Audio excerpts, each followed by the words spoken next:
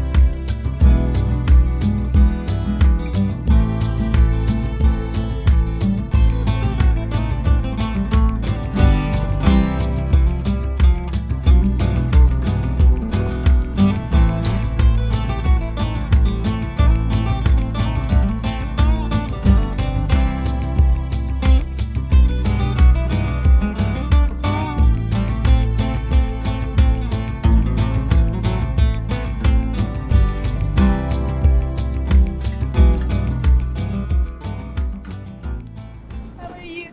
You're well. Have a seat. Thank you very much. How's your day going? Really, really cool. And you? Super. Super. I'm glad. I'm down here You're visiting. From LA? I am. Yeah. Oh. He's from Washington.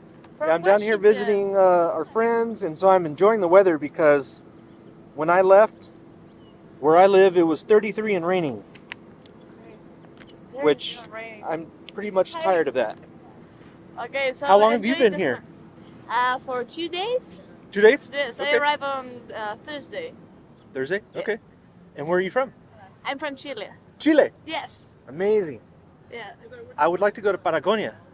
It's really beautiful. I really recommend you to go there. Yeah, for sure. So, can we come visit? Of course. Okay. Of course. I grew up in a city that is also called LA, Los Angeles, but in Chile, in Bio Okay. Bio region. That's cool. So it's kind of weird to go from Los Angeles to Los Angeles. It's from LA to LA. Right. Yeah. That's What's your name? Victoria. Victoria. I'm Victoria de Los Angeles. Victoria de Los Angeles. Excelente. Victoria. Okay. So, to explain what we're doing, we're interviewing folks in the community about something that's meaningful to you, something that you think is true. And my job is to come from a neutral perspective that helps us explore how you arrived at the conclusion and what supports your confidence that it's true. Okay. So if you have something in mind that you want to explore, that you don't mind asking me questions about, we can talk about that, or I can assist with generating an idea that you might have. Well, something that is really important to me is the sustainability in the construction sector. Sustainability in construction? Yeah. Okay, what about that? Well, I recently graduated from civil engineer, so I am. Cool. Congratulations. Thank you very much. And I take courses and specialize myself in wood calculations, buildings made out of wood. Okay. Those are really sustainable because the material, it's you can regenerate it by growing forest. So compared to steel and concrete, that are the other two materials that are most used, wood is really, really sustainable. So I want to help to transition our construction sector into building into wood. Okay. Yeah, with wood. And why is that important to you? Because I think we are in a turning point where we need to do something before our system collapses. Because as you see every day, climate change is something that we each day are seeing more and more. You see every day more natural disasters, and that is because we have made a lot of contamination, and that is coming back to us. So somehow we need to regenerate our a relationship with nature, So that's why I think when we build infrastructure, we are building something that at the same time build us, because we live in a world when early construction part also somehow affect us, our mindsets. So I think we need to build in a different way to potential that we also think in a different way. Okay, so using wood in construction is good because it's sustainable, and that helps with the climate change issue. And if we address the climate change issue, that will help us as people. Yeah, because it will heal our relationship with nature. Okay. The way we're living now is not connect with our spirit, with our ancestors in the earth.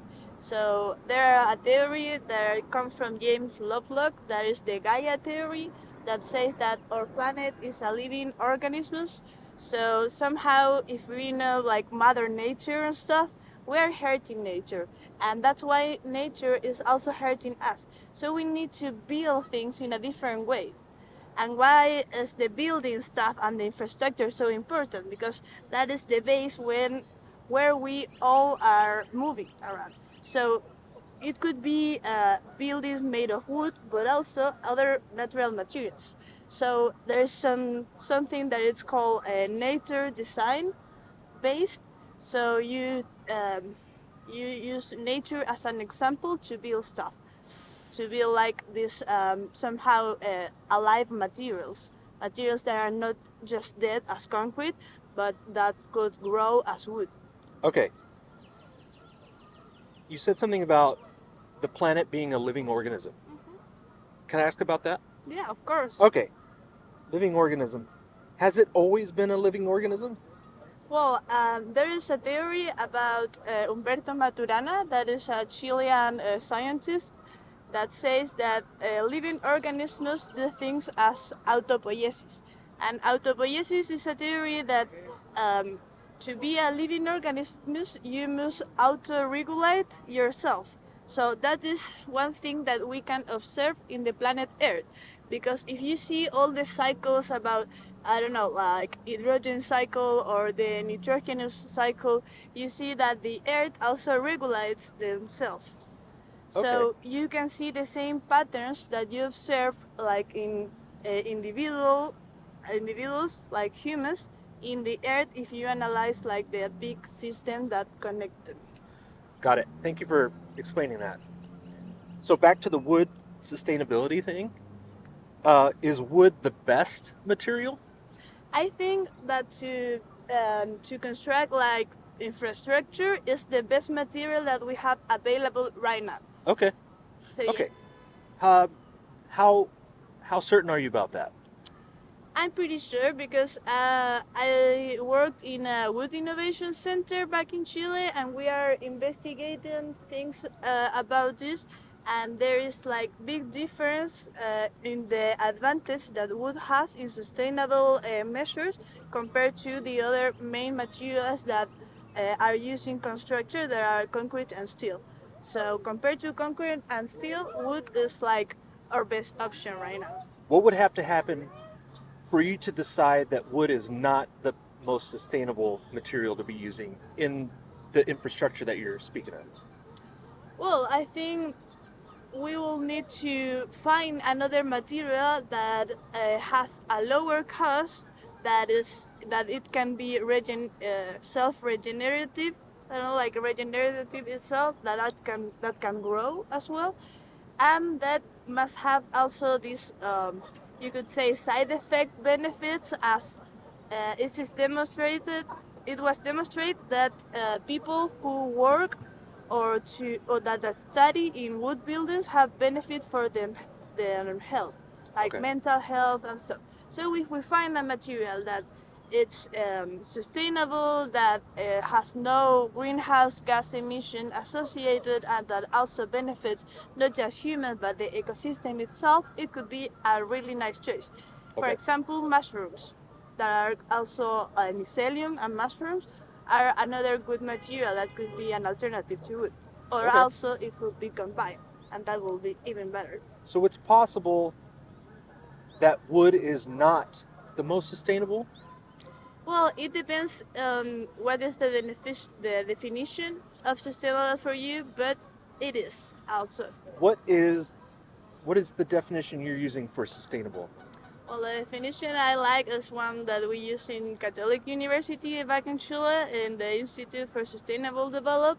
That is that sustainability is the condition where all the living beings can flower itself, can bloom in the world in any generation in the future and in the present. Okay, so it's like an ongoing material. Yeah. That's kind of what you mean by sustainability. Okay. Okay. And what's the main reason that you're convinced wood is sustainable? You may have already said it, but if you can help me out with that. I think we are in a turning point. We are in a transition world where right now we are doing stuff that hurt nature, and we need to transition to do things in a different way. In this transition, uh, thinking in the materials we have available, that is our best option right now. I think in the future we can find, as you will say, another material that is better. But right now, I really think this is one of our, like you could say, like the winning card we have. Got it. Could you think what you just said for a moment and meditate while this helicopter goes past, and then say it again? Cut that helicopter out of the picture. Thank you. Yeah, it can get pretty noisy around here. Oh, yeah. Is it this noisy in your Los Angeles? Yes. Yeah. Same type But thing. not as much in Los Angeles, but in Santiago or city or country capital, yeah, it's noisy. Yeah. Los Angeles, not that much. It's a small city, more like a town. Got it. So now that the noise is gone, can you repeat what you said? Okay, I think that right now we are in a turning point where we need to start making things in a different way than before. In the construction center, there are three materials that are the most used and that are available to build right now. There is steel, concrete, and wood. From those three, wood is our best choice right now for this transition that we humans need to do. Because right now, the way we are that construction goes, also hurts nature very much. So not to hurt it so much, we need to transition to be more sustainable. And in that transition, in the three materials that we had available, wood is our best choice. So I think that in the future, I really hope, as you say, that we find a material that is even better than wood and more sustainable. But right now, I think wood, it's going to be our future. Okay. What do you think is the biggest misconception about using wood for construction? I will say two things. One is that it's like it can go into a fire, you know. It's flammable, more flammable than steel and concrete. Well, that's something that you could say, but today we are talking about engineering wood products, not just the wood like I cut a tree and I use that for construction. We treat that wood to make these products that goes into building. So it is proof that wood buildings can resist longer time with a big fire inside than steel buildings because steel melt down. But wood is carbonized, and when wood is carbonized, it gains strength. So the build resists more time if the build is made out of wood than made out of steel because steel melts down. And the other thing is that most of the people say that wood will not resist earthquakes. In Chile, we have a lot of earthquakes, but that's not true. Say that again. In Chile, we have a lot of earthquakes. I don't Earthquakes. know. Earthquakes. Got it. Yeah. So they say like wood will not resist an earthquake, but that's not true because steel and concrete, when an earthquake comes, it's really rigid. So but wood is flexible, so wood dances with the earthquake, you know, so it dissipates the energy and don't absorb it, so it won't break. And if it has like a local failure, then you can just tuk tuk tuk put another connection and fix the connection, and it's all set.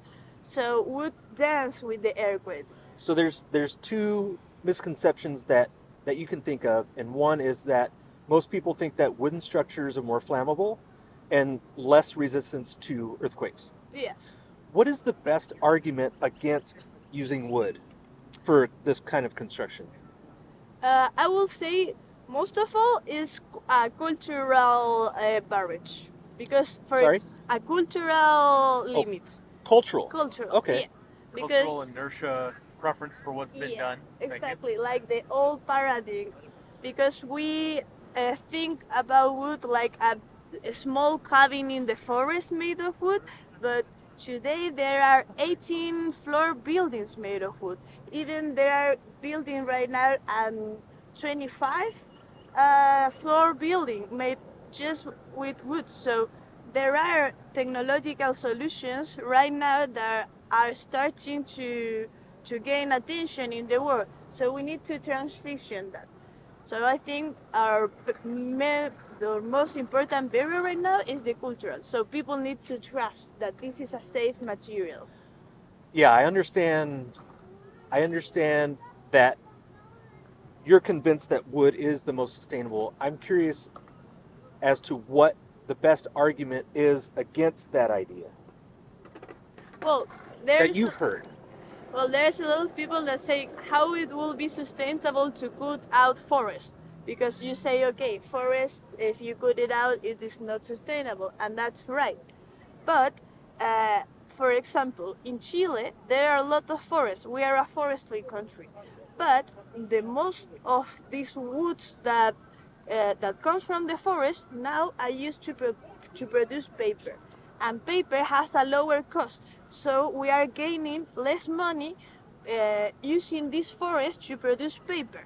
If we use the same forest to produce engineering wood pieces for building infrastructure, that will make the price go higher. So it will be a lot more sustainable, because the forest will be better taken care of, because you need this product to be in a better quality.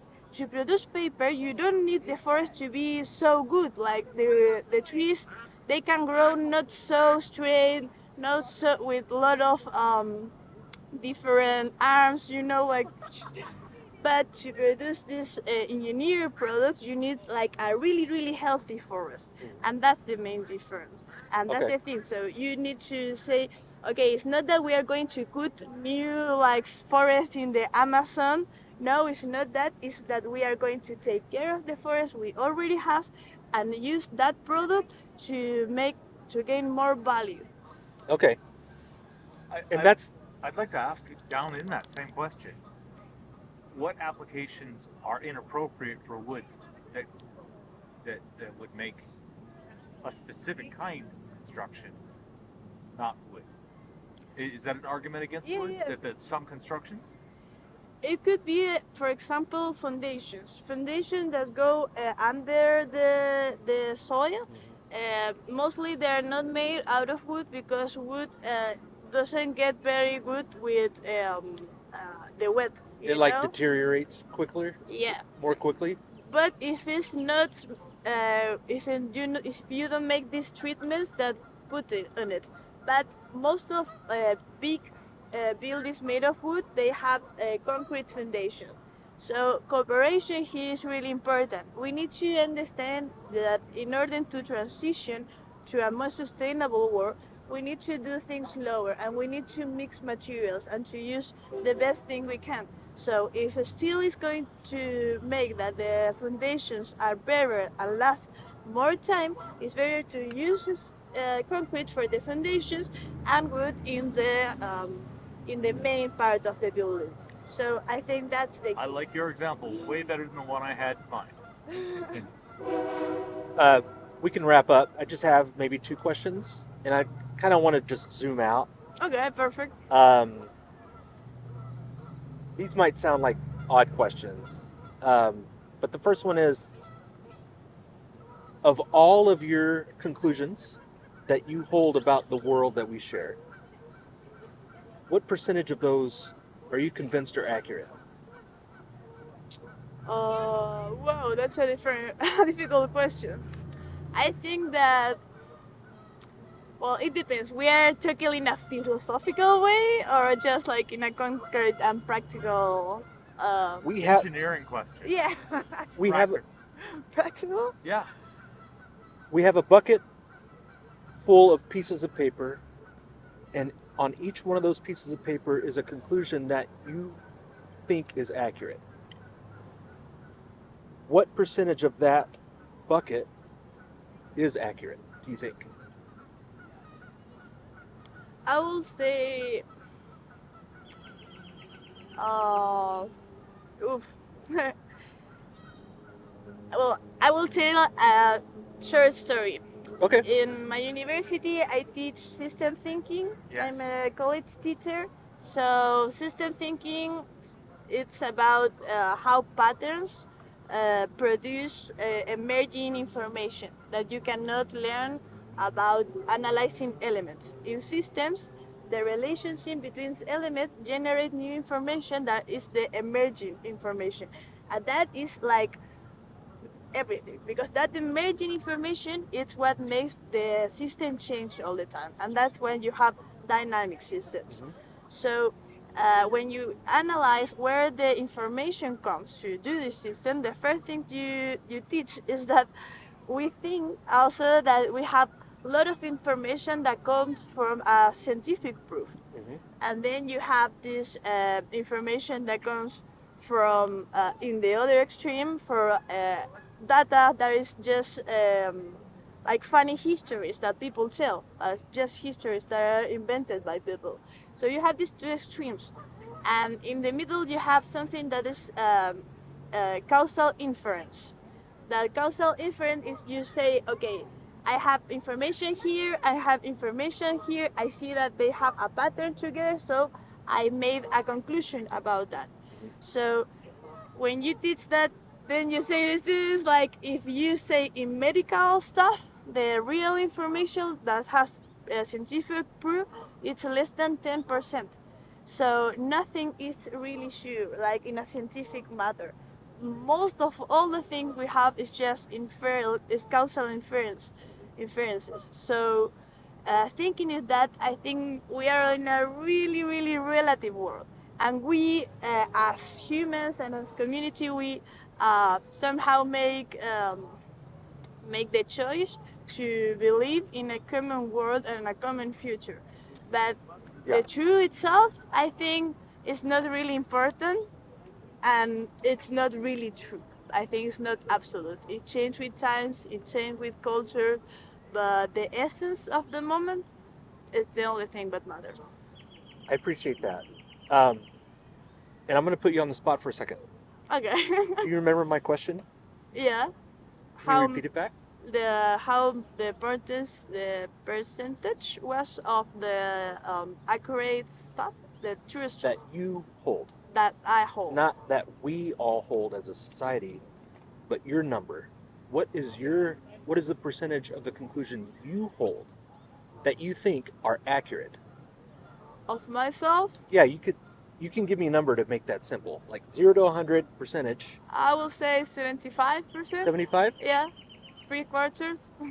Okay. 75? Okay. That's the percentage of conclusions that you think are accurate. Yes. Okay. What's the percentage that you would hope are accurate? 90%. 90? Yeah. So you hope Can I that have you're a fist 90%. This is a conversation here I've been having, Yeah. and I am. You're championing me. Thank you. We're almost done.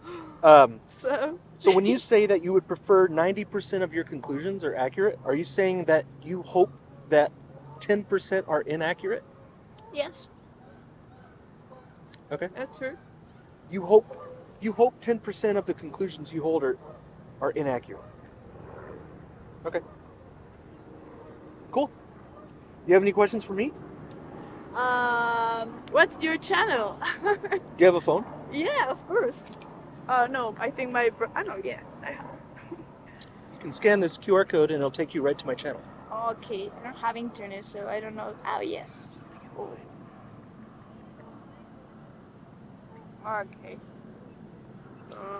So you want to be wrong sometimes. You would prefer to be wrong. Yes, I will prefer to be wrong sometimes because there is a book that it's written by Carlos Castaneda that it's called Las Enseñanzas de Don Juan, that says that clarity is an enemy of knowledge. So when you have everything clear, you make errors because you are not actually seeing the reality as it is. So I think being wrong is good because it allows you to grow. Clarity is the enemy of knowledge. It's one of the enemies of knowledge. The When we- first one is fear, then is clarity, then I think is its power, and the third I think it's time, like the old people, like to be old. Carlos Castaneda, I really recommend it. Latin American culture. Ah, It's really coming down.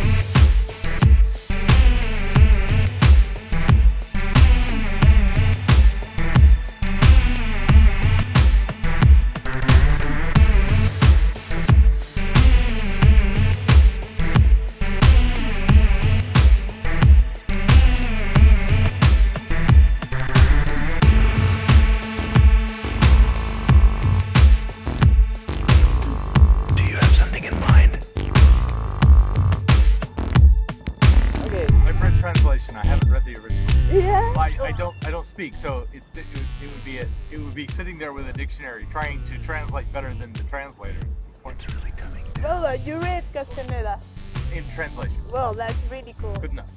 Cool enough. Well, thank you very much, guys. Really nice to Absolutely, meet yeah. you. I will hope that follow we you can on talk. YouTube. I hope that we can talk again sometime.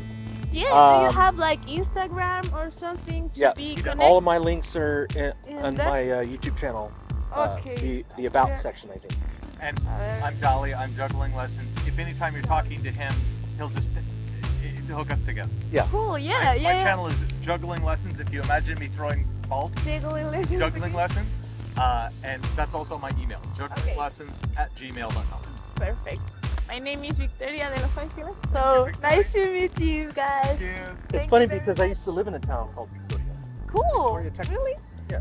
Oh, so this is Destiny. This is like the conversation of cities. Yeah, I love it. Awesome. Thank you very Thanks so much. Take care. Thank Bye. you. Bye-bye. Mucho gusto. Thanks, guys. Thank you. Thanks so much. Take care.